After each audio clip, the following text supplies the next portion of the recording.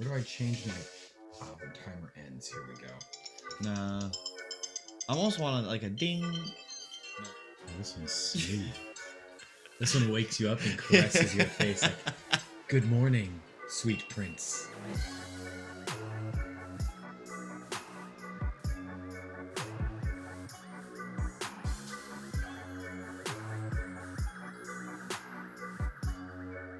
What is going on, everybody? Welcome back to another episode of the Team Morale Podcast. We do our three favorite things, talk a little bit of booze, a little bit of beer, and a whole lot of basketball. Ian the Tall Guy back with you again for yet another podcast. And boy, oh boy, it's the NBA season coming up. Oh, so close. I can just feel it on the tip of my tongue. Oh, it's so close. Almost taste it. I can almost taste it. We are in the part of the year where everyone can still win the championship. Everyone is still optimistic. You're just looking for every little nugget of information you can out of the training camps and out of media day, which just happened. It's a great time because no one is sad yet. Yeah, it really is a great time. Media day, like Mitch said, just happened. So a lot of teams, a lot of fans are frantically going through, media day interviews and trying to find little bits of information about what their team could look like on the court. And we're about a little over, right around that 3-week mark away from the NBA season. Yeah, and it could not come soon enough. I'll be honest, football has been filling me a little bit. My sports like gas tank has to be filled at any given point. It gets real low during like that summer period where it's just baseball. Football's been filling me up a little bit, but I am going to be at max capacity as soon as basketball actually gets going. Even preseason, I'm going to be excited for. Full throttle.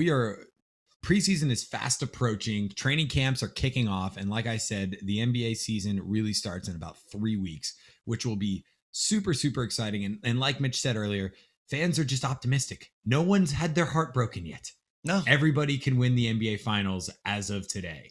It is a wide open field, at least, Pistons fans love to think so. Yeah. But Pistons fans, Rockets fans, anyone can win the championship right now. But today we are doing our preseason power rankings. The Team Morale Podcast, preseason power rankings. Things could change. Yes. We'll put that disclaimer out there. Trades could still happen. Injuries could still happen. And, teams might overperform, underperform. But going into the season, this is the power rankings that the Tall Guy and I put together. The Team Morale preseason, pre-training camp power rankings. The pre-power rankings. The post-off-season power rankings? The pre-post power rankings. Pre-post power ranking. Wow. The PPPPP. But before we get into all of that, I think we should talk about what we're drinking today. For all you YouTube listeners, I'm holding the label up to the camera. Today, it is Redemption Rye Single Barrel Select Bourbon, coming from the producer distiller MGP of Indiana. So this is another one of those fun ones that Ethan gets in the mail once a month. So it's a fancy bottle. It'd be a bougie one. All right. So the brand owner is Dutch Family Wine and Spirits. It is a straight bourbon whiskey. And they are located in Indiana, Lawrenceburg, Indiana. This might be our first Indiana podcast or Indiana whiskey that we've had on the podcast. This might be the first time we've ever talked about Indiana. Have we ever talked about the Pacers before? Do they exist? Is Indiana a state? Is it real? I don't know. It's like that Wyoming thing. Like Wyoming isn't real. There's a meme going around that Connecticut isn't real either. Oh, I've never been to Connecticut. Have you?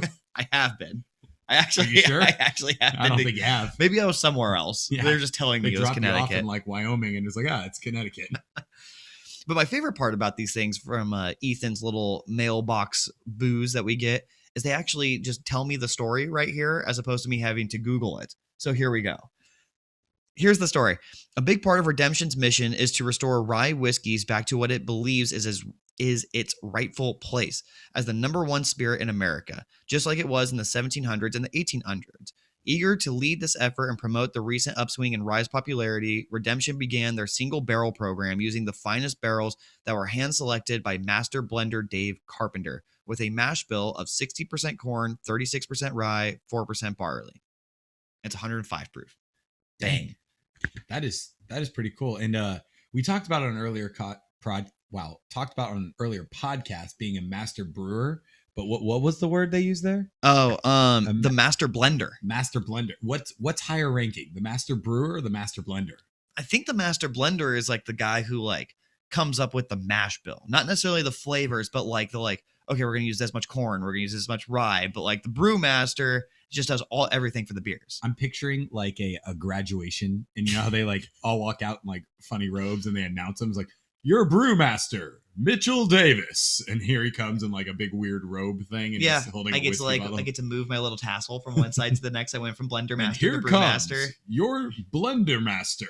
That was good. That's a good voice. You could do that for a living. You should talk for a living. It's almost like I do. Okay, so another little nugget that I wanted to throw in there that I did do some Googling on them. Redemption Whiskey, according to the lore spun by its founders, was created serendipitously when Scheimer and Can Bars, the owners there, uncovered a cache of rye whiskey barrels they believed to be the perfect expression of this classic American spirit. It is today made in the infamous MGP distillery, Indiana. So they actually started doing this type of whiskey because they like found a bunch of old barrels, and they're like, you know what? Let's just do this. Man, why can't I just stumble on something cool like that? I know.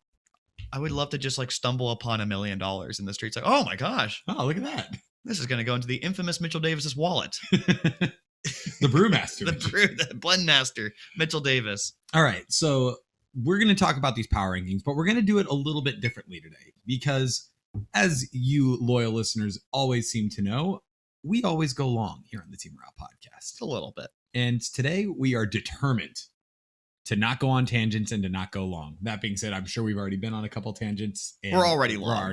We're already long. That being said, we're going to do a little bit of a speed round in these power rankings. I, on my phone here, have a timer going for 1 minute and 30 seconds. That is how long we have to talk about each team. At the end of the timer, you will hear this sound, which will signify that we're done. The old boing sound. Love that so for us. So when the boing starts, we have to move on to our next team. Very PTI-like today. Yes. So we are going to rip through our 30 teams in hopefully about 45 minutes if the timer works out. And then we will wrap this up and put a nice little bow on it and be done in under an hour. That's the goal here. Here we go. All right. So I'm going to start the timer. And Mitch, why don't you announce our first team? All right. So coming in at number 30 on the Team Morale Power Rankings, dead last place. It was a tough heat, a lot of teams, but we went with the Oklahoma City Thunder. The Oklahoma City Thunder come in at the 30th team, the worst team in the NBA. It was actually a little bit difficult because when we were making this list, it was almost as if the NBA has gotten better. It was like, damn, all these teams aren't just garbage. Yeah, like the Thunder's not that bad of a team. Here is what their starting lineup probably will look like. Shai Gilgeous, Lou Dort, Kenrich Williams, Darius Baisley, Derek Favors. Then you got guys like Poku, DJ Wilson they picked up in the offseason, Trey Mann, Theo Maledon played really well down the stretch, and then their high first round pick, Josh Giddey. So they got a lot of really young guys and Derek Favors on this team, which is kind of like a weird vibe. Yeah, it's a little bit strange. Derek Favors doesn't really fit. I didn't love their pick of Josh Giddey, so it'll be a little interesting to see how this team comes out. That being said, they still have Shai Gilgeous-Alexander. Yeah, which is why last year the Thunder were actually overperforming. They were like getting close to like bubble or like the play-in contention area, and then the Thunder were basically like, no, that's not what we're doing now, and then shut everybody down, and then specifically shut SGA down, and we're like, we're just gonna write it out with all these other scrubs. And that's why they started tanking at the very end. But this team was a team that was kind of competing for one of those play-in spots. Yeah, they weren't bad. No, it was kind of surprising. Not until they benched that SGA. Yeah, and then they did everything they could. That being said, all right, wow, this goes quick. All right, there it is. Moving on to our next team on the Team Morale Power Rankings, the PPPPP. We have the Orlando Magic coming in at number 29. All right, the Orlando Magic. So they are a team that love their guards. Isn't that right, Ethan? Yeah, they are a very guard-heavy team. Just to read off a few of their guards, they have Markelle Fultz, Cole Anthony, Jalen Suggs, and RJ Hampton. So 3 really young guards. And then Markelle Fultz is still not that old. And so he's still, got some growing left to do. So they have 4 like highly drafted, very highly touted young guards. And then they have, Terrence Ross, who's more of a wing. You have Wendell Carter Jr. and Mo Bamba to fill out your big man, your front court. And then they still have Jonathan Isaac. You know what my favorite part about this team is they have the Wagner brothers. They got Franz Wagner and Mo Wagner. Oh, I didn't even realize that. They do have both Wagners. Yeah, the Wagner brothers. And they got Robin Lopez. That is wild. That is crazy. Robin Lopez may have had the quote of media day by saying he doesn't know if the Bucks actually won the championship. He's gonna have to do his research on it. Yeah, he's like, I don't know. I didn't watch it myself. We'll see. He's like, I wasn't there. I don't know if Brooke actually got a championship. But this team, again, not a bad team. They still have good players like Gary Harris, Michael Carter-Williams can still contribute. I mean, Jalen Suggs is, in my opinion, the steal of the draft when they got him at number 5. That was a very good pick for them. And then, Franz Wagner, Wendell Carter Jr., Mo Bamba, Chuma Okeke are still, some good young centers. This team is just young and just needs time to grow. In my opinion, they live and die by Jonathan Isaac. If Jonathan Isaac can actually be a healthy basketball player, he's potential DPOY, potentially the best player on this team. If he continues to have injury problems, the Magic will have problems. Yeah, and it's interesting because him starting and going back into that small forward role, that small forward, power forward role, really allows this team to kind of grow because that moves Terrence Ross to that 6-man role where he's so deadly and has been for years. Mm-hmm. You allow him and Wendell Carter Jr. to be super long and good defensively. And then you have some good guards. The question with this team is, do they have enough shooting? I have a question for you along with that question. If of the 4 young guys, which 2 do you start? Ooh. I would probably go with starting. I mean, Jalen Suggs has to start. Jalen Suggs is 100% a starter in my eyes. I mean, you drafted him number 5 overall for a reason. And there's the timer. So I'm going to quickly say RJ Hampton and then move on. Boom. There we go.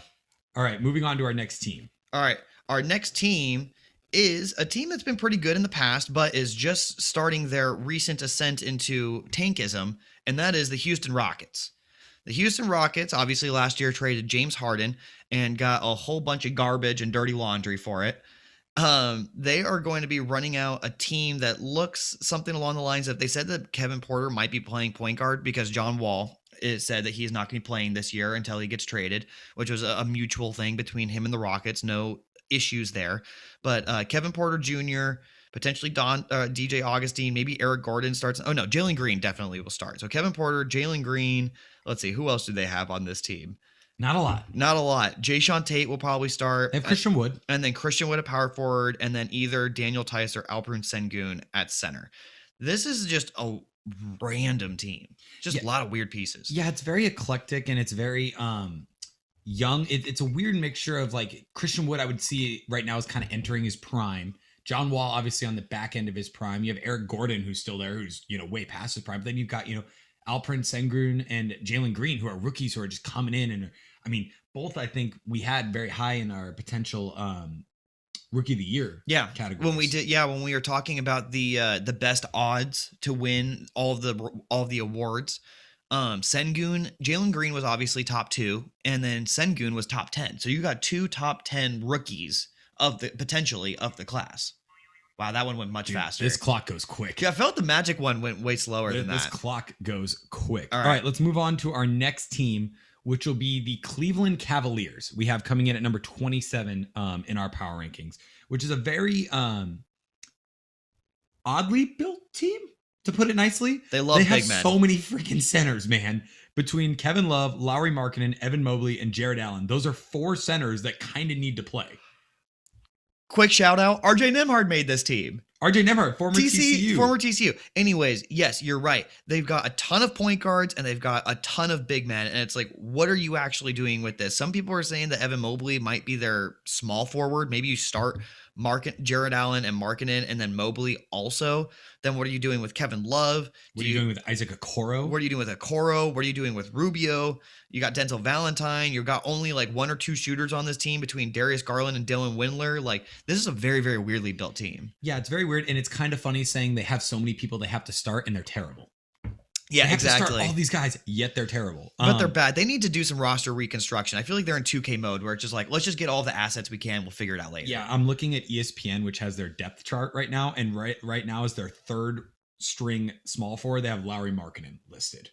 Oh, wow. Which can't be great. That is not great. But right now, that according to ESPN, their starting 5 looks like Darius Garland, Colin Sexton, Isaac Okoro, Kevin Love, and Jared Allen, with a bench of Rubio, Cedi Osman, Denzel Valentine, Lauri Markkanen, and Evan Mobley.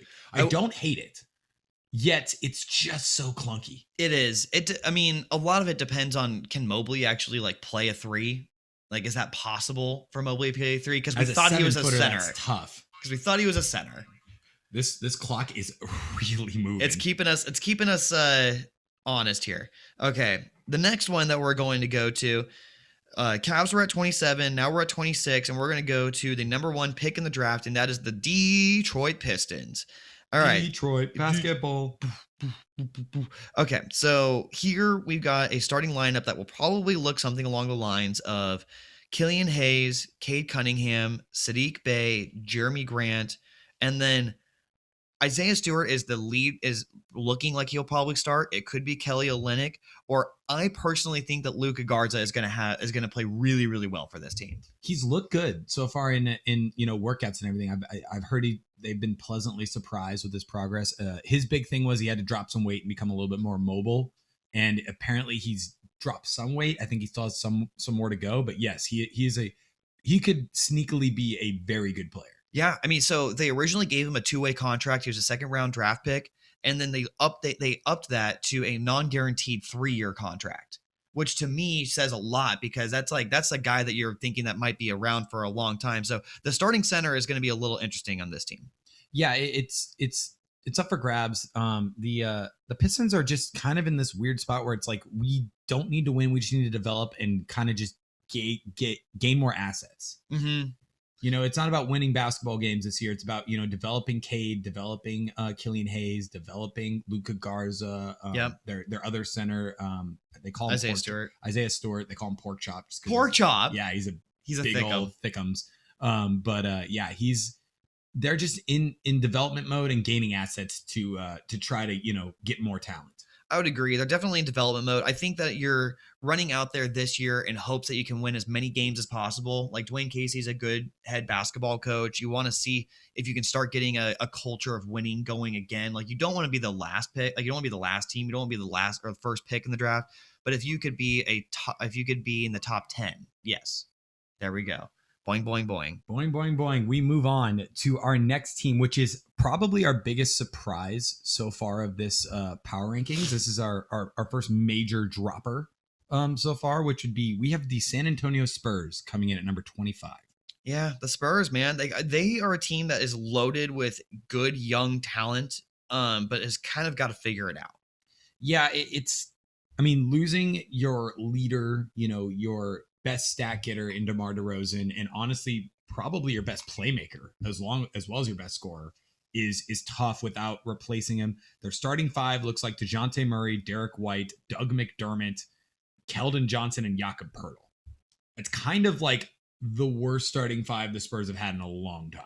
It definitely is. I mean, when you lose DeMar and you lost LaMarcus early last season, they lost a lot of the older guys that came with it, like their Patty Mills and like their vets that have been there for a long time. They're officially going for the youth movement. I mean, you still got Devin Vassell, you got Derek White, Quindary Weatherspoon, Keita Bates-Diop, you got Zach Collins to seeing if he actually can be good and healthy or not. Jock Landale played really well for Australia in the Olympics. So you got a lot of good young guys, but you're trying to figure out, what do we look like going forward? They're still in the roster reconstruction phase, in my opinion. Yeah, and they've got some clunky vets on this team too, with Thaddeus Young, Al-Farouq Aminu, Doug McDermott, and Jakob Poeltl. They also don't have a backup center, even a little bit. Drew Eubanks is who they have listed as their backup center. Thaddeus Young might be able to play some small ball 5, but they're running into the same problem they had last year, which backup bigs just destroyed them. Yes, backup bigs absolutely killed them. They got Poeltl. And then my guess is that Zach will probably be their backup center. I hope that Zach can play well. He's still going to be out for the first part of the season. Zach Collins. Sorry, who hasn't played in a long time. He's a former Blazer, but he has not, been on a basketball court in, I think, around 2 years. Last time he was playing basketball was in the conference finals, basically. When the Blazers were in the conference finals. All right. Before we move on to our next team here, let's take a minute and kind of just run down this list to this point. So right now we have the Thunder at 30. The Magic at 29, the Rockets at 28, the Cavs at 27, the Pistons at 26, and the Spurs at 25. Those are our bottom, 6 teams in the NBA so far. All right. Now, here we are at number 24. My favorite number, by the way, 24 Club. Because you love Kobe Bryant? Oh, because we love my birthday. Oh. Kobe was all right, I guess. The Timberwolves, they are starting out with a team that will probably have who's their point guard? You think D'Lo starts at point guard? Or you think that they actually start good old Pat Bev?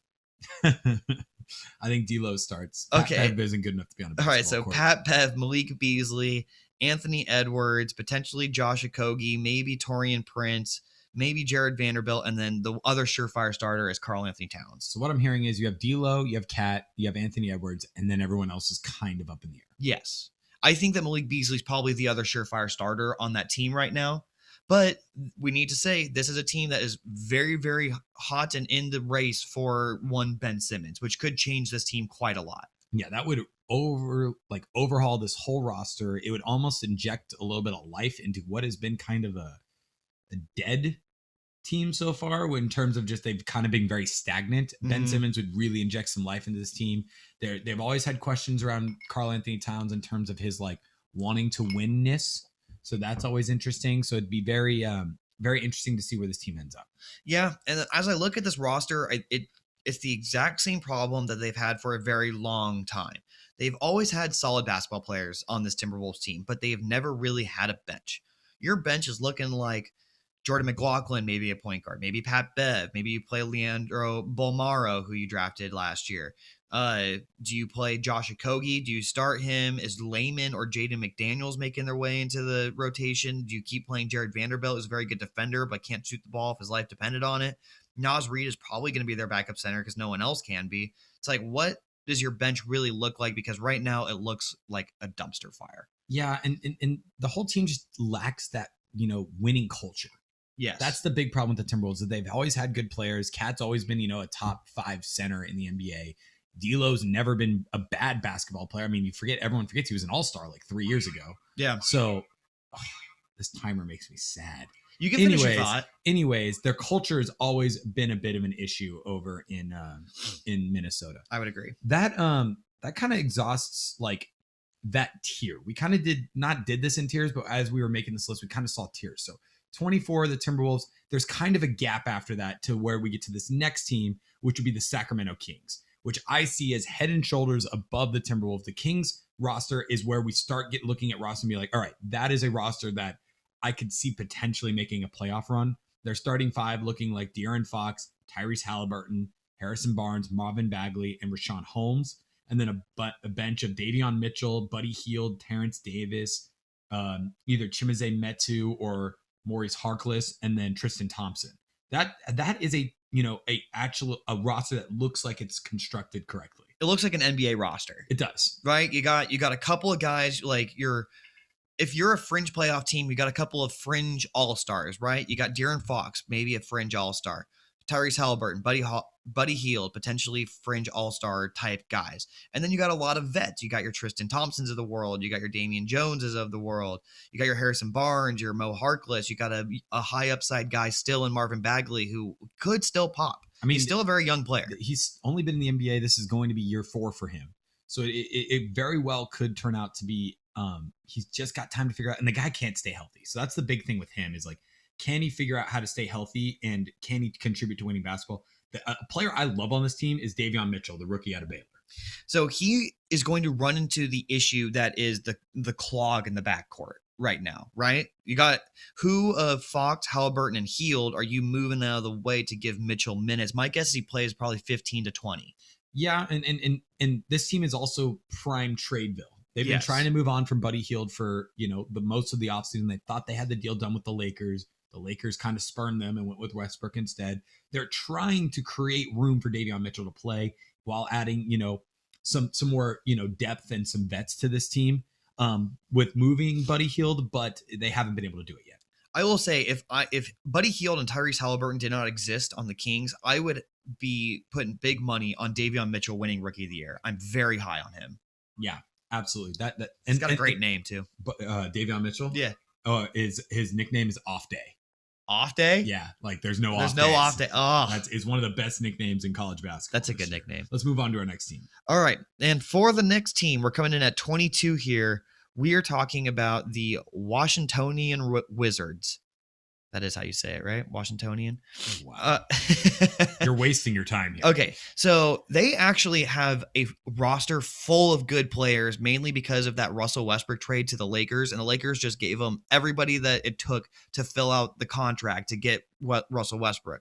So they're rolling out a team with like Spencer Dinwiddie, Bradley Beal, Kentavious Caldwell-Pope, Aaron Holiday, Denny Avdia, Rui Hachimura, Montrezl Harrell, Davis Bertans, Daniel Gafford, Corey Kispert, who is their lottery pick and could be a very, very good shooter, Kyle Kuzma, who's shown flashes of being able to be a good scorer, and Thomas Bryant. A lot of guys to throw at the wall here, where it seems to me like they'll have a good starting lineup and one of the better benches. Yeah, and they continue that good backcourt play with Spencer Dinwiddie and Bradley Beal both being there as well. Oh, yeah. Those two, I think that Hachimura can make a really big jump. Now you're like, who do you start? Do you start Kuzma? Do you start Montrezl Harrell? Do you start Bertans? To me, really, you got Thomas Bryant, Beal, and Dinwiddie as your surefire starters, and then you got a bunch of stuff for the coach to play with. Yeah, that team is primed to have a good bench, just because Kyle Kuzma has been a starter before. Montrezl Harrell is won a 6-man before. Like that, Davis Bertans is one of the best shooters in the NBA before he forgot how to shoot last year.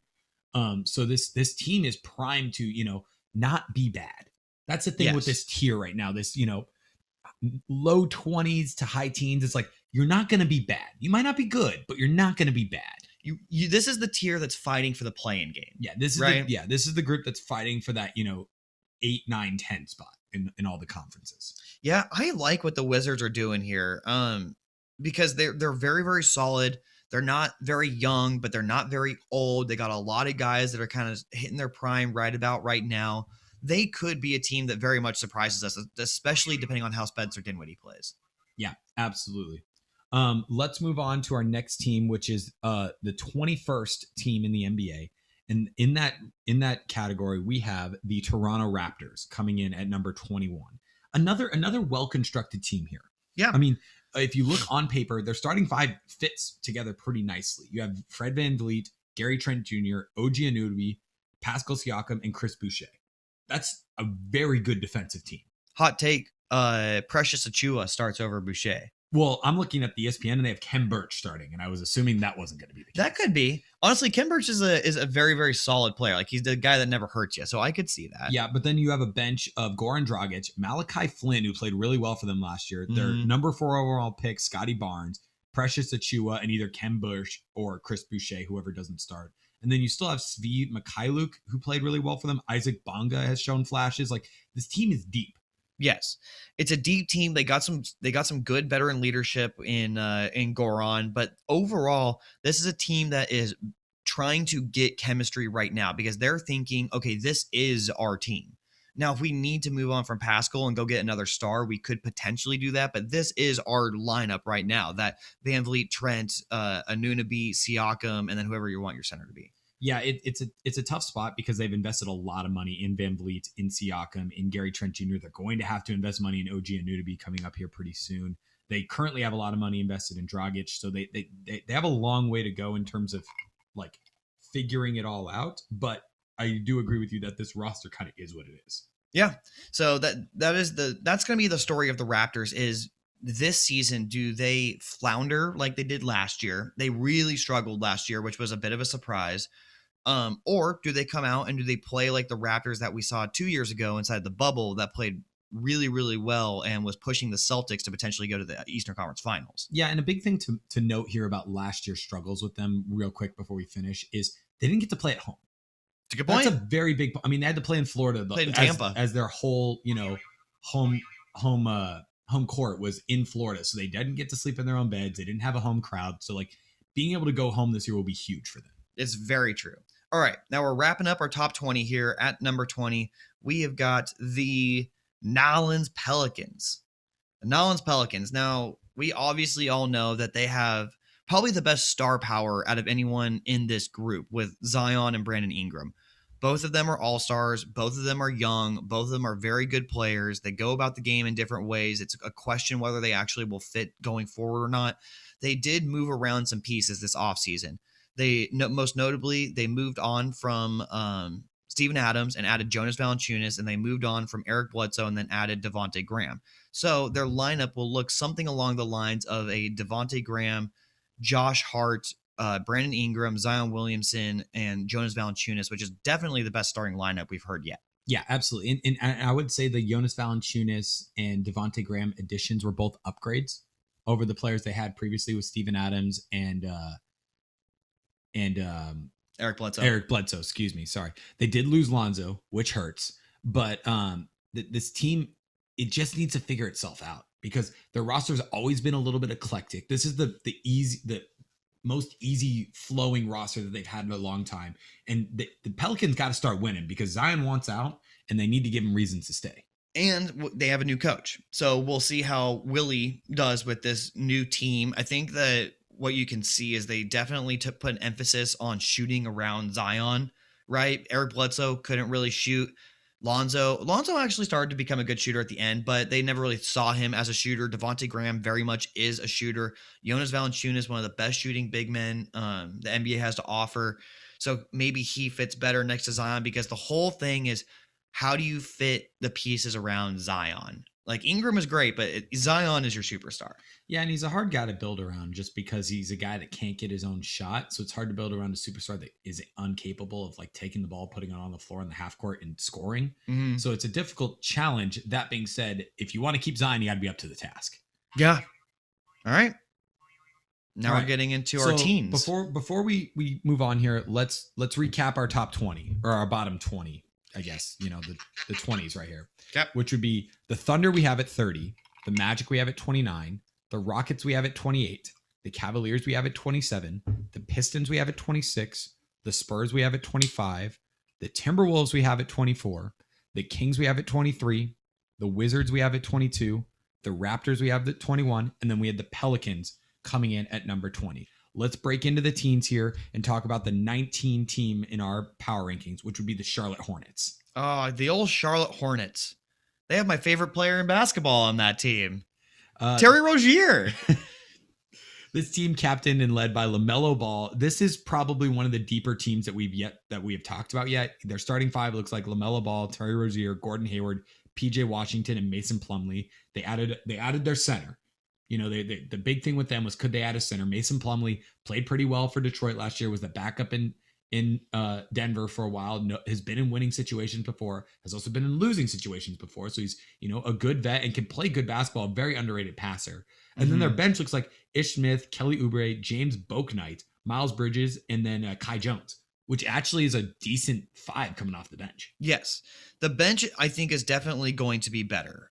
When you add guys like, we'll see how Bouknight plays, because Bouknight could be their long-term pairing next to LaMelo that could potentially spell Terry Rozier at some point, because Bouknight's big. Bouknight's like 6'5". He's going to be a shooting guard. So I like Bouknight quite a lot. I really like Kai Jones. We loved him coming out of the draft. I thought that was definitely going to be a steal. He's going to be fighting with Vernon Carey for that backup center spot. I think Kai's going to win that. Kelly Oubre as a bench piece is going to be really big. He also potentially could spell Gordon Hayward if they do find a big trade to put Hayward and Rozier out there for. This is a very interesting team, very athletic team. Yeah, probably one of the most athletic teams in the NBA. You still have Jalen McDaniels. Yep. Who's a super athlete, long, who could make a leap. And then when you have Miles Bridges, PJ Washington, and Terry Rozier, those guys can all yam. Yep, yeah. And Kai Jones had like the dunk of the summer league.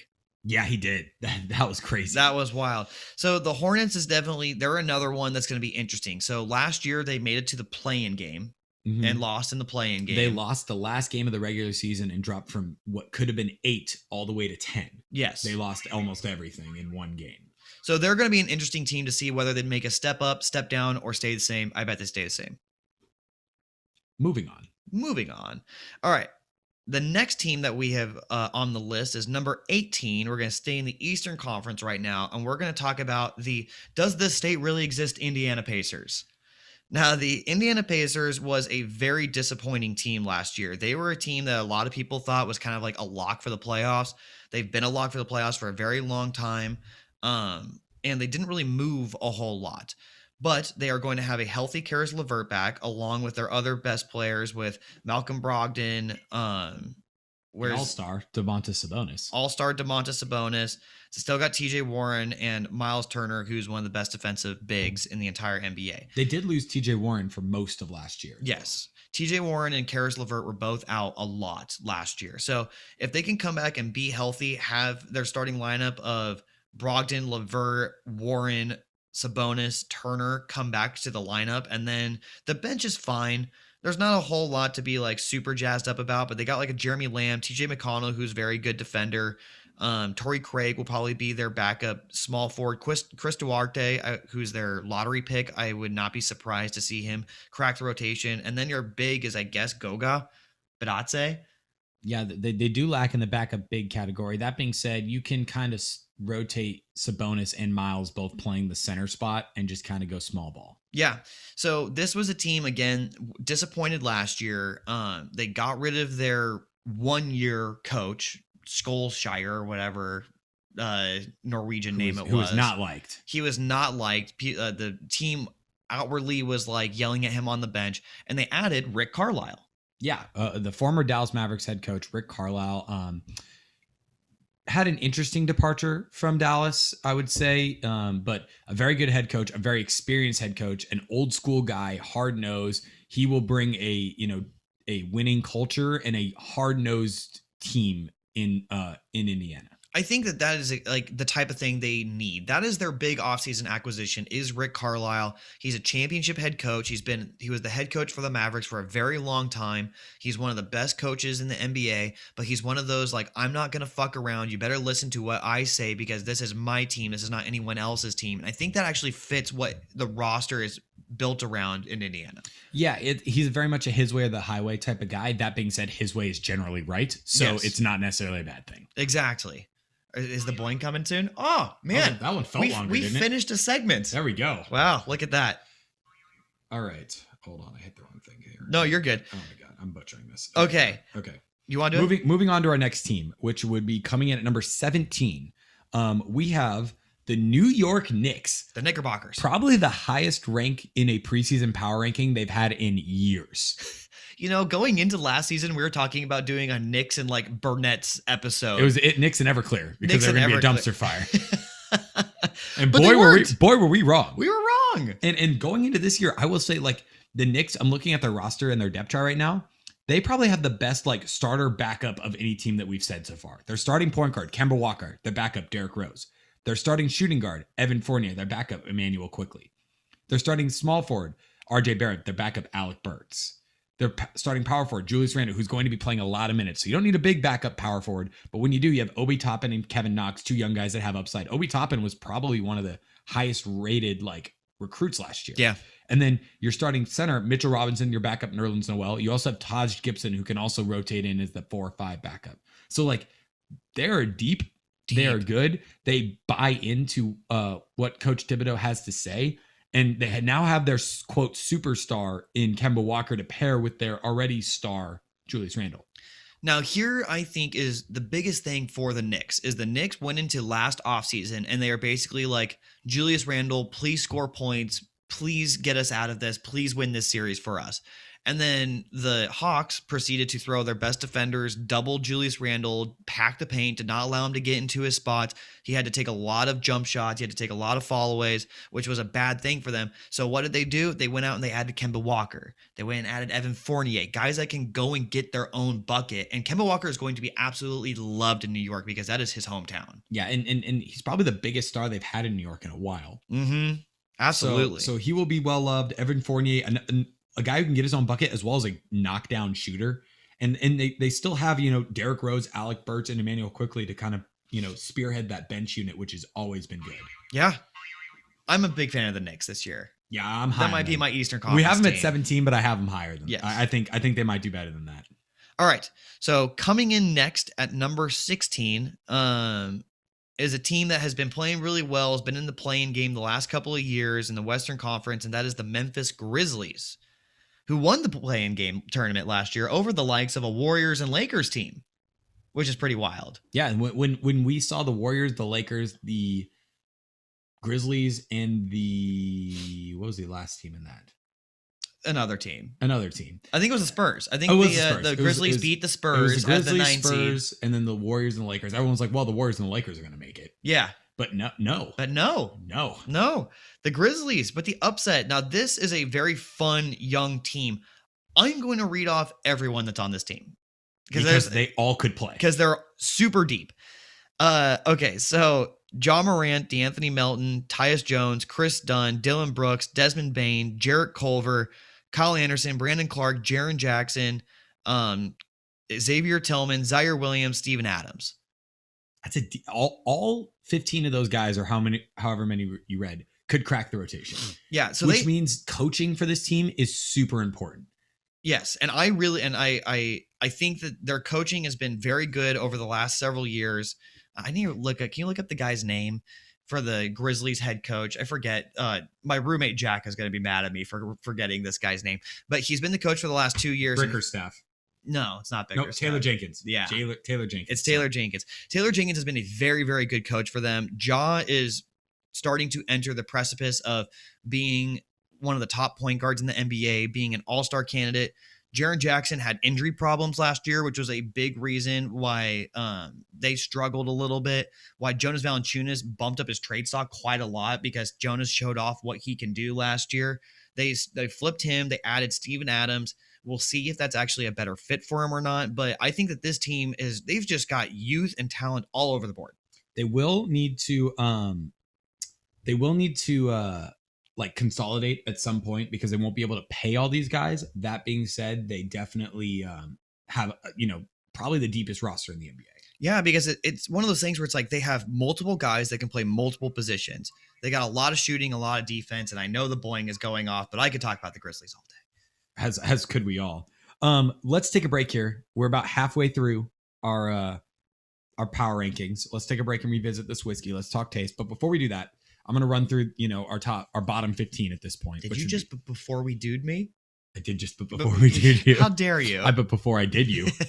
Anyways, the Thunder at 30, the Magic at 29, the Rockets at 28, the Cavs at 27, the Pistons at 26, the Spurs at 25, the Timberwolves at 24, the Kings at 23, the Wizards at 22, the Raptors at 21, the Pelicans at 20, the Hornets at 19, the Pacers at 18, the Knicks at 16, and then the Grizzlies, or the Knicks at 17, and then the Grizzlies coming in at number 16. I think we've nailed it so far, guy. I mean, if the end of the year doesn't look like this, I mean, we're going to have some riots on our hands. I know. People will be revolting. All right.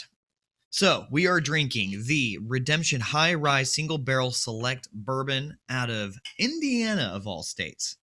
Pacers didn't get a lot of love from us today. They did not, but the whiskey does. But the whiskey gets some love from us.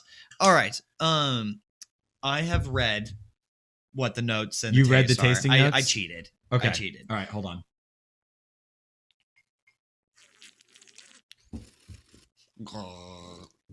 I get a little bit of floral tasting. Wow. Is that on the list? Violet.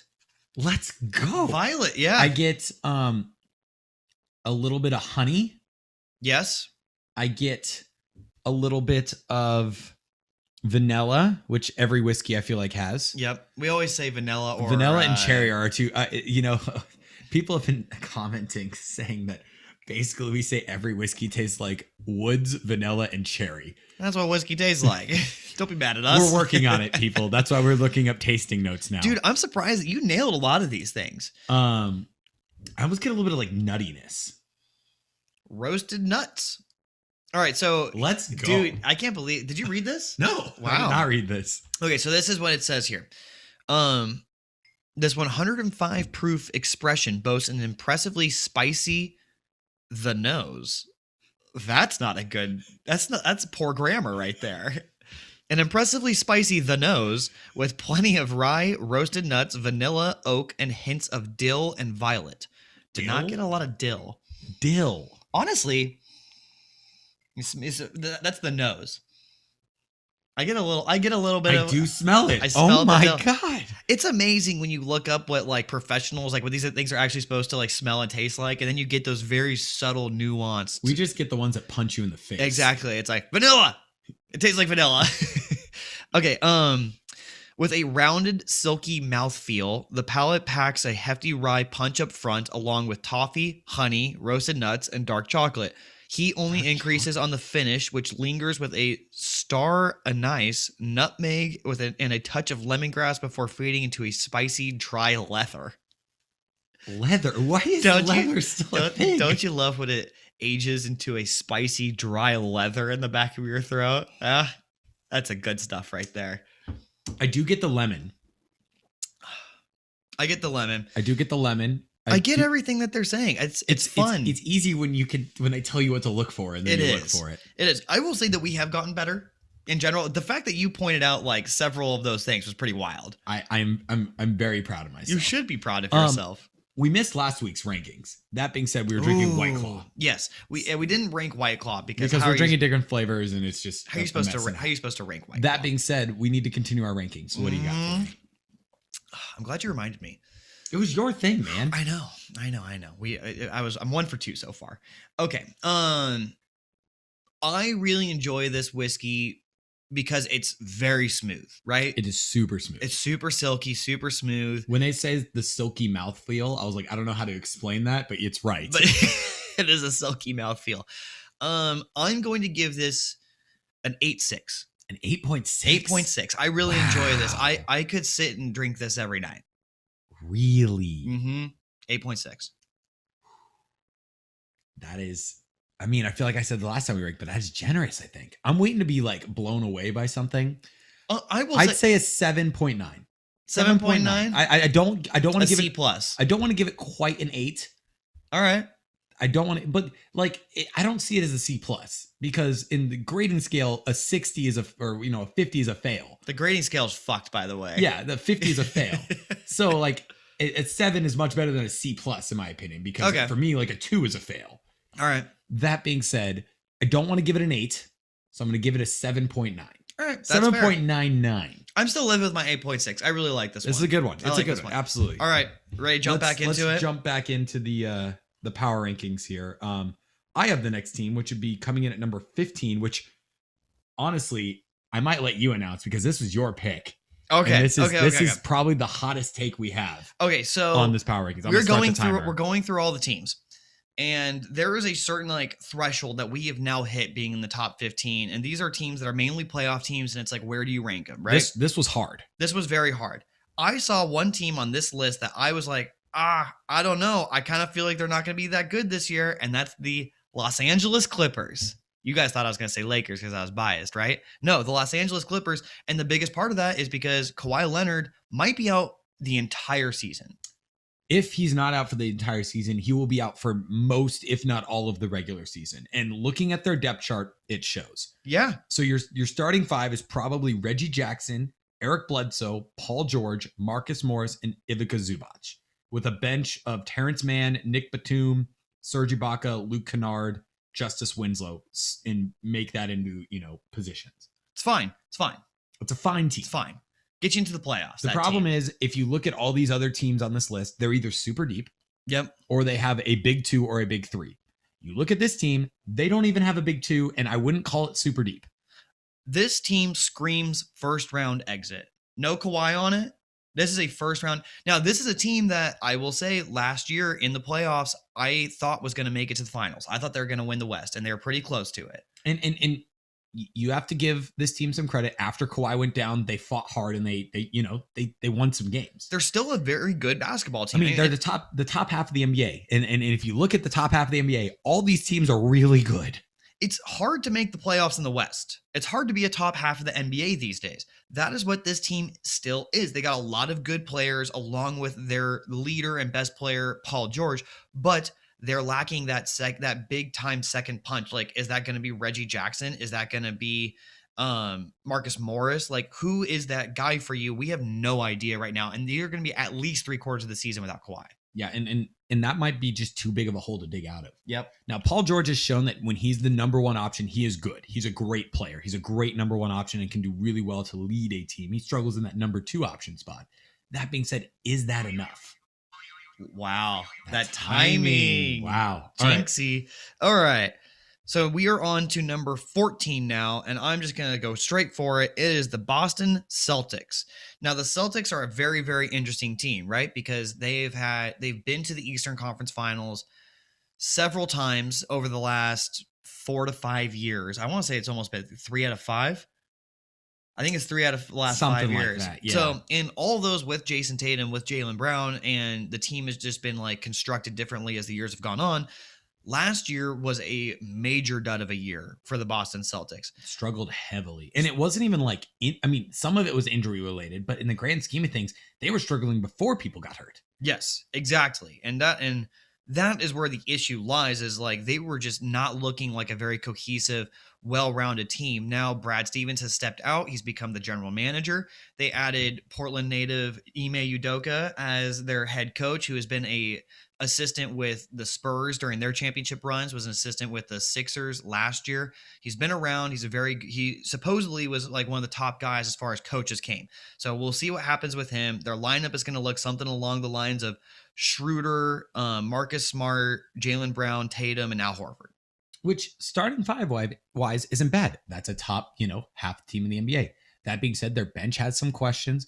The fact that the head coach is still involved when when your head coach leaves an organization, I feel like it's best to just clean cut it and just move on, just because it's, he's still got his own, system and everything. And it's hard when you're still seeing that guy around when he used to coach you, but he's not your coach anymore. Exactly. I feel like that's very awkward.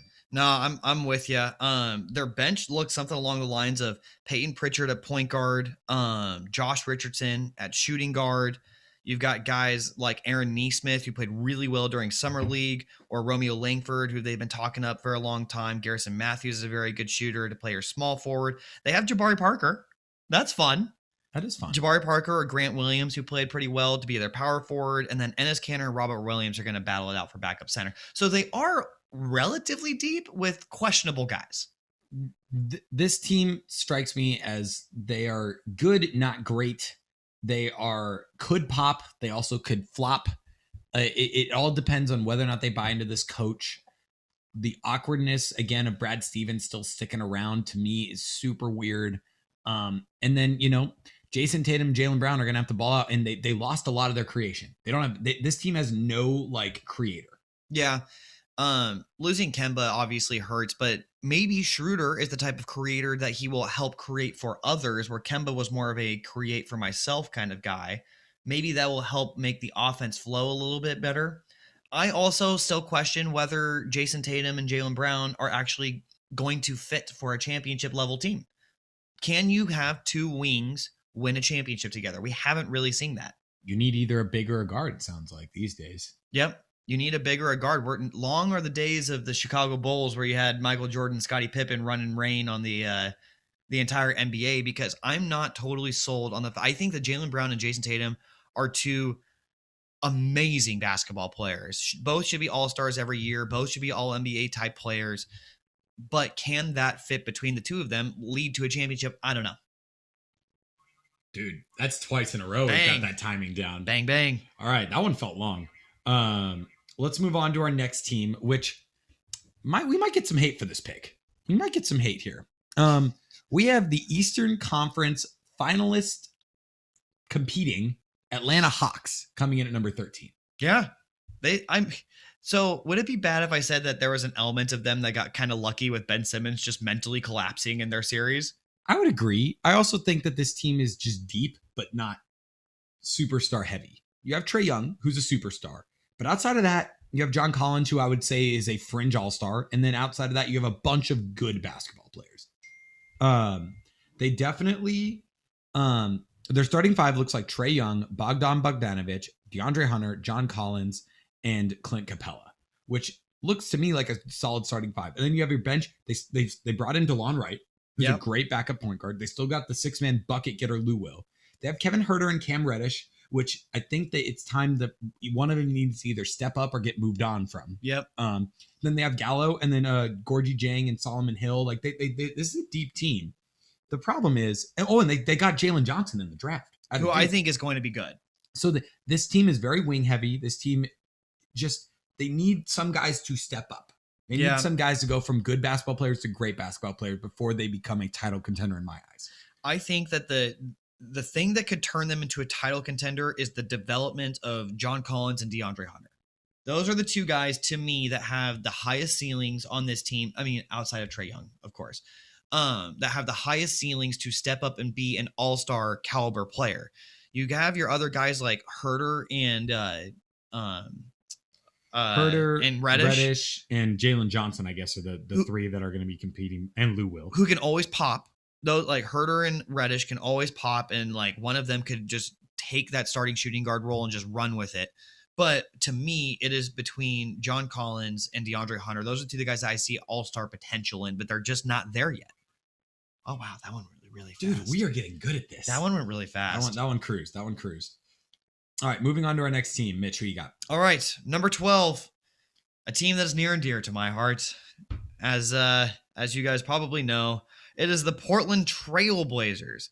Now, the Blazers have been in the media a lot this offseason.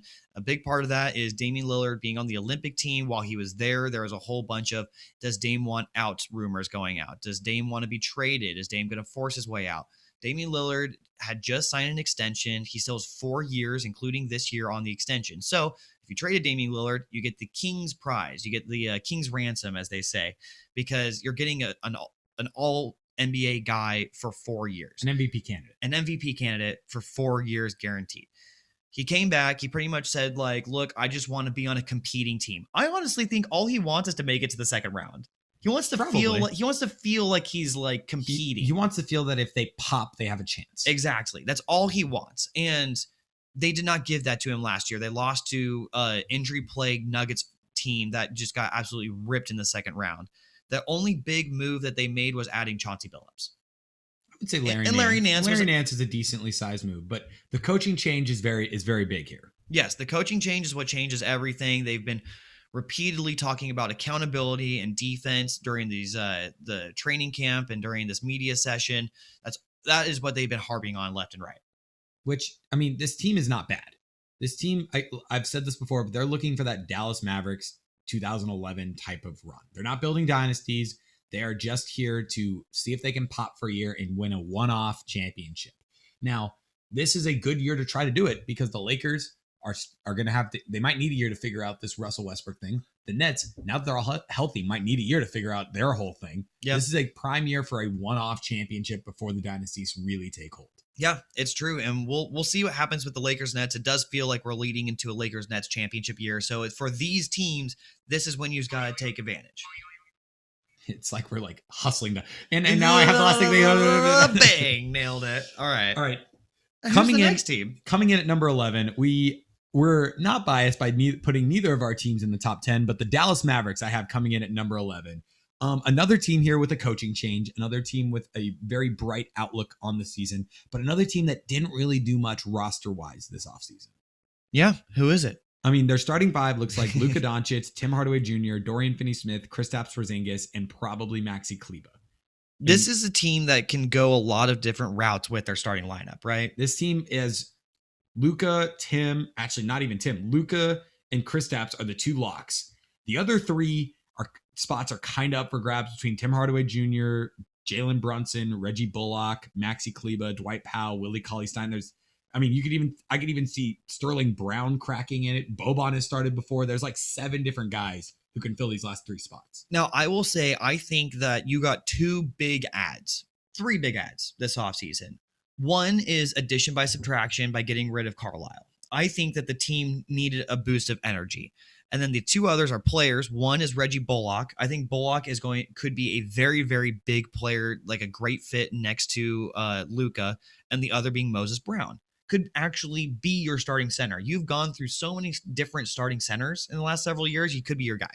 Yeah, he could be. This ESPN depth chart has him as our 5th string center, and that's it. He's not even on the power forward list. He's just our 5th string center. Moses? That being said, Maxi Kleber, Dwight Powell, Willie Cauley-Stein, Boban Marjanovic, and then Moses Brown. So I understand. The Mavs have a lot of centers. This is another team that I could see making a last-minute deal before the season starts just to fill out this roster because they are very big heavy, they are very wing heavy, and they don't have a lot of guards. Behind Luka and Jalen Brunson, you have Trey Burke and Frank Ntilikina. So Frankie Nicotine. So if Jalen Brunson or Luka gets hurt, you're relying on Trey Burke and Frank Ntilikina to run either your starting or your bench unit, which, in my opinion, we could use another guard. That being said, this team could pop and, get to the Western Conference Finals, and it could flop and not even make the playoffs. You'll make the playoffs. You could lose in the first round again, which I think would be a big disappointment for you guys. Yeah. Anyways, on to the next team. We are officially entering the top 10. Before we do that, let's recap. So I've said that, 30 through 16 a lot, but at 15 we have the Clippers, 14 we have the Celtics, 13 we have the Hawks, 12 we have the Blazers, 11 we have the Mavs. We are in our top 10 now. Top 10. Here we go. Number 10, I think, is a bit of a surprise for most people, being that they were the number 1 seed in the East last year, and we're starting to forget how good they actually might be, but that is the Philadelphia 76ers. I think that we decided to have them be this low for one reason and one reason only, and that is that they are going to be losing the potential defensive player of the year candidate, Ben Simmons. He's not playing for you anymore. No matter what you do, if you trade him or if you bench him, Ben Simmons is not showing up. He's not want to play in front of those Philadelphia 76ers fans anymore. He does not want to play for Daryl Morey. He does not want to play with Joel Embiid. He's done. Dunzo beans. Karma 76ers fans, maybe try being nicer to your players and they actually might want to play for you guys. Yeah. Maybe he's just a guy that had like a hard 2 weeks after an amazing season and you got really, really intensely hard on him. I mean, not everyone's perfect. You don't have to be assholes about everything. I love a good just ripping on Philadelphia fan segment. But I do think that because you're losing your guy that is your biggest playmaker and you're losing your guy that's your best perimeter defender. When you lose both of those aspects, you're not going to be as good. You're just not. Now it depends what they get for him. If they trade him. Yeah, but saying they do, it depends what they get for him. That being said, you're not getting a player as good as Ben Simmons in return for Ben Simmons. 100%. 100%. So does Joel Embiid step up even more than what he did last year, where he probably would have won MVP if he was actually healthy last year? It's hard to imagine him doing better than what he did last year. Exactly. It's possible, but it's hard to imagine him doing better than what he did last year. Exactly my point. So if you're the 76ers, the guys that you're heavily relying on to make big jumps or big production jumps is Tyrese Maxey, I would say Seth Curry, or Matisse Thybulle, or Tobias Harris. And none of those guys can play true point guard. Maybe Maxey. But that's it. That's where you are when you're the 76ers right now. So that's why we have them at 10. All right. Moving on to probably our biggest riser in this power rankings from the end of last year to the start of this year.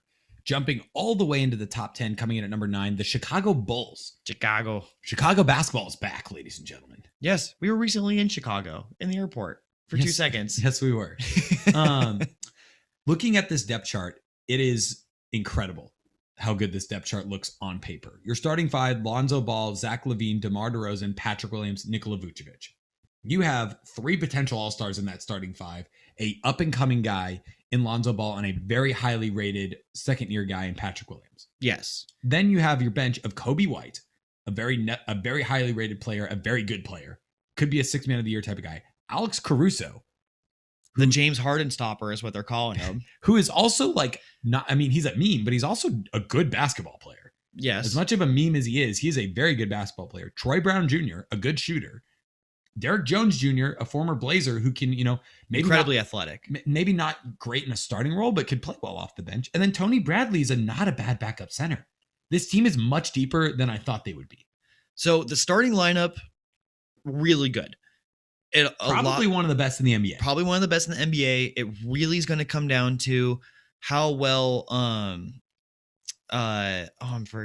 Billy Donovan, man. The booze is getting to my brain. How well Billy Donovan can put this team together. What are your schemes? What is everyone's roles? Does everyone buy into what they're doing? Because you got a lot of guys who have been stars on a lot of teams and might be trying to do a little bit too much. Maybe a Vucevic and a DeRozan are like, well, I'm a star. And they're like, well, LaVine is our star. You need to be our secondary star or tertiary star. Lonzo, I think, is going to absolutely thrive being the true point guard, though. I will say that. Lonzo has a lot of people to pass to. He's going to be asked to play defense. Him and Patrick Williams are going to have to handle the defensive end pretty much on their own. That being said, he's going to thrive there and just see how well the puzzle pieces fit together. Yeah. All right. Number 8, we have another Eastern Conference team that we are bringing up, and it is the old Miami Heat, the Heatles. Another, big winner of the offseason. We're going over again today, guys. We tried. We even timed ourselves this time. We tried. Look, we tried. Here we go. Darn it. Gosh, gee willikers. Okay, so the Heat are a team that have a whole bunch of players on their squad, right? So they added Kyle Lowry. They retained Tyler Hero. They brought back Victor Oladipo. Max Strus had a very good Olympics, by the way. He looks really had good. A very good NBA season last year. Yeah. So Gabe Vincent also had a good Olympics. Jimmy Butler obviously coming back, very good. They added Markieff Morris, who's a really good player. They'll probably start Duncan Robinson, who's one of the best off-ball shooters in the NBA. PJ Tucker they brought in, who I think is going to add a ton of versatility to this team. If he can still play. He showed in the playoffs a little bit that he was, age was getting to him a little bit. But if he can still play. He's an old dude. He's like 36, 37 years old. He's up there. He is an old dude. But then Bam and Dwayne Dedmon round out their centers. It's just a very, very deep team with a lot of talent all over the place, offensively and defensively. Yeah, once we get into the top 10 here, all these teams are good. Yes. And then once we get into this top, 8, 7, now we're getting into the title contenders. Yeah, we're getting into the nitty-gritty on this one. If I were these guys, I would have a starting lineup of Lowry, Oladipo, Jimmy Butler. Oof. Does Duncan start? I think you have to. You have to start him for shooting purposes because between Jimmy and Bam, you have to have a shooter out there. So do you do Kyle, Jimmy, Duncan, Markieff, Bam? Probably. And then you bring Hero, Oladipo, Tucker, and Dedmon off your bench? Probably. That's not bad. That's a good team. That is not bad. That's a good team. Very good defensively, which I really like. This is a grit and grind. This is a Heat type of team. Punch in the face, nose to the grindstone, gonna make you work all 48 minutes. Spoelstra can work with this. That's what I come away with. Spoelstra can work with this. Let's move on to our next team, which is the number 7 team in the NBA, according to our power rankings, which is the Golden State Warriors. Finally looking like they might be getting healthy. Their starting 5 probably looks like Steph Curry, Klay Thompson, Wiggins, Draymond Green, James Wiseman, with a bench of Jordan Poole, Avery Bradley, Andre Iguodala, Otto Porter, Kevon Looney. With you still got Jonathan Kuminga and Moses Moody in there. Juan Toscano Anderson's played well in years past. Nomar Bjelica is a good shooter. There's a lot here. They fixed their bench issue. Yes, they fixed the bench issue, which was their main problem last year, along with Klay Thompson being hurt for a long time. The Warriors, a lot of people have the Warriors in their top 5. We did not have them in our top 5. I fought against this a little bit because Steph is getting a year older. I think Steph will still be great, but he is getting a little bit older. Draymond just does not really look like the same Draymond out there. He certainly is a great defender, but he has no interest in shooting, and all he can really do is pass at this point. And then what is Klay Thompson? We haven't seen him for a long 2 years. time. 2 full seasons.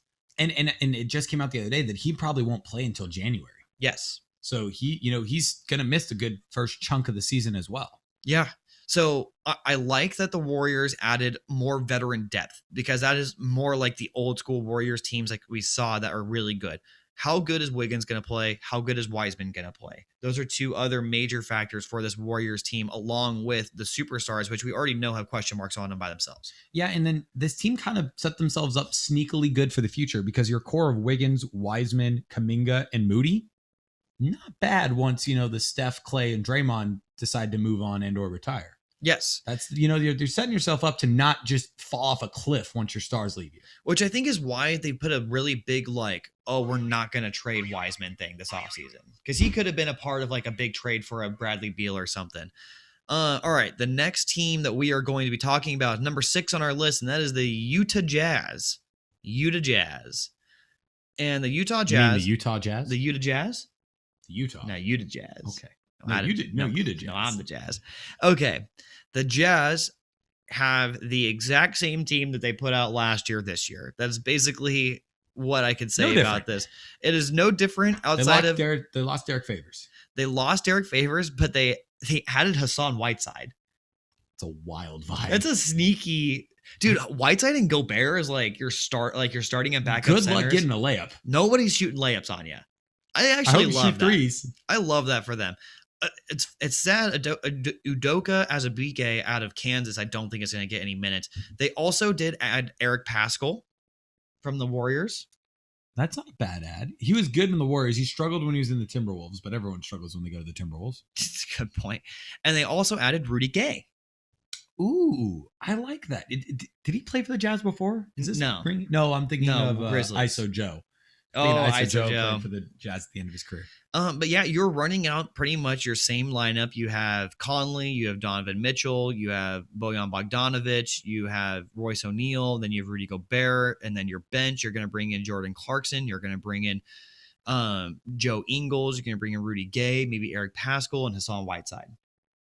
I don't hate it. I say that they got a couple people deeper. They can risk one or two injuries and still be a very good basketball team. That being said, this team's like prime to win a championship was either last year or this year, because Ingles, Bogdanovic, Conley are all past their prime and are just, on the back nine of their careers. So it's win now time for the Jazz. Yes, I would totally agree. I think last year and this year are your moments for the Jazz, which Jazz were a 1 seed last year. They proved it. They were a very good team.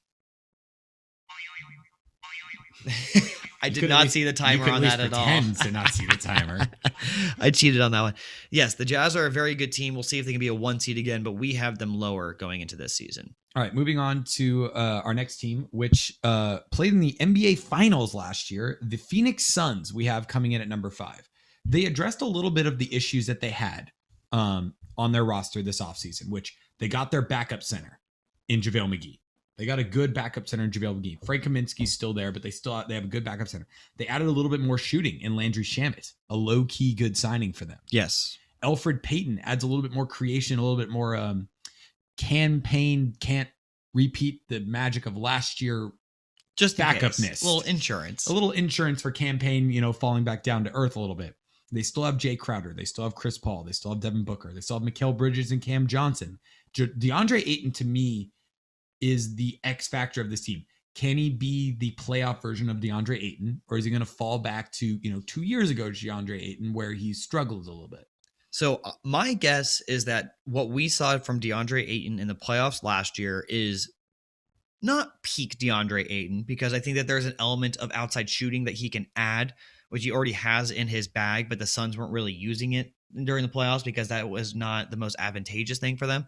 But I think we're kind of looking at what DeAndre Ayton's going to look like for a very, very long time, which is gigantic leaps, long arms, athletic, controls the rim, rebounds well, can go one-on-one on any big in the NBA offensively and defensively. But if he can make another considerable jump to be a potential all-star type guy, that launches the Suns into another stratosphere, in my opinion. Yeah, we have him right at 5, not in the title favorite category, even though they were in the title, match last year. But I don't know if they can do the same magic that they had last year. Yeah, a part of they got a little bit lucky with injuries. It has to be said, they got a little bit lucky with injuries, but you don't just get to the finals because you're a bad team. They were a really, really good team that made it to the finals. So we'll see if they can repeat. All right, moving on. I doubt they do. You have the next team. I do have the next team. We are on number 4. We are cruising right now, and we are on the Denver Nuggets. The Nuggets are a team that we have put over teams like the Jazz and the Suns because we think that the Nuggets, who were the conference finalists 2 years ago, do not forget that, are going to go back to dominance in the Western Conference, which I think that they're very much capable of. I mean, this is a squad that they have here. They paid Aaron Gordon. They paid Michael Porter Jr. They're basically saying like, hey, we think we're good enough to win a championship, but we just got to be healthy. Yeah, the big news out of Denver the last couple of days is Michael Porter Jr. getting the same extension that Trae Young and Luka did. Mhm. which I'm not saying Michael Porter Jr. is a bad player, but is he in the same stratosphere as Trae Young and Luka? The NBA might not be sure, but the Nuggets sure as hell are. So I think that what they're doing there is that it's a future bet. Right now, Which is the same reason why they drafted him. Yep. A future bet, and it's paid off so far. So Yes. I can't fault the Nuggets. I'm just saying that was a lot of money to give a guy who in the playoffs didn't look up to snuff. I would agree. He got the same extension that Luka and Trae Young got, that 207 over 5. But I think that when I look at Michael Porter Jr., I see a superstar. I see a guy that has a little bit of a trouble with his handles and getting a shot up based off of his own like creation. But that is why you have Jamal Murray there. That's why you have Nikola Jokic there, is to help get guys like that, because he is just as knocked down as a guy comes. His jump shot looks so pure. It's he might have the prettiest jump shot in the NBA. I saw him take one jumper in summer league, and I was like, he will be a superstar. That was like one thing. I literally said that out loud to myself when I watched it, and I stand by it. He will be a superstar. He's not there yet. It's but between him, in my opinion, and Kevin Durant, which just have the two like most true to form, prettiest, like they let it go and it just looks effortless jump shots in the NBA. It just looks so easy for them. Yeah. Let's not forget that they added Jeff Green too. They got a lot of versatility. This team is really, really good. All right. Moving on to our next team. We're ripping through these after we saw the clock. We are over. We're ripping and a tearing. We're going through these. And the number 3 team, we have the NBA champion Milwaukee Bucks coming in at number 3. Some people might not like this, but we think that the 2 teams above them got better and they kind of stayed the same. They didn't really add a lot to their team. The 2 main adds were probably Grayson Allen, who, I wouldn't say a needle mover, but he, could add something. They added Rodney Hood and they added Semi Ojeleye. So, some depth guys, but I don't think any of them, I would say maybe one of the 3 cracked the rotation. Yeah, I mean, getting Dante DiVincenzo healthy again will be a big thing for them if he can be healthy come playoffs. But look, this is a team that's got their big 3, and they've got their superstar MVP player and Giannis. Can they make the same run again? Maybe. But they're going to run into the buzzsaw that is a healthy Nuts team at some point. Can they beat a healthy Nets team? They're going to go in confident, because they beat them last year, whether healthy or not. They saw Kyrie, they saw James Harden, and they saw Durant all in one series, but just not together. Yeah, and weird side note, between the names of Antetokounmpo, DiVincenzo, Ojeleye, and you want to try to say that? Sandro Mamakulashvili. I think I nailed that, actually. That is a play-by-play announcer's nightmare right there. The Milwaukee Bucks have some of the hardest names to say in the NBA. Yeah, they really do.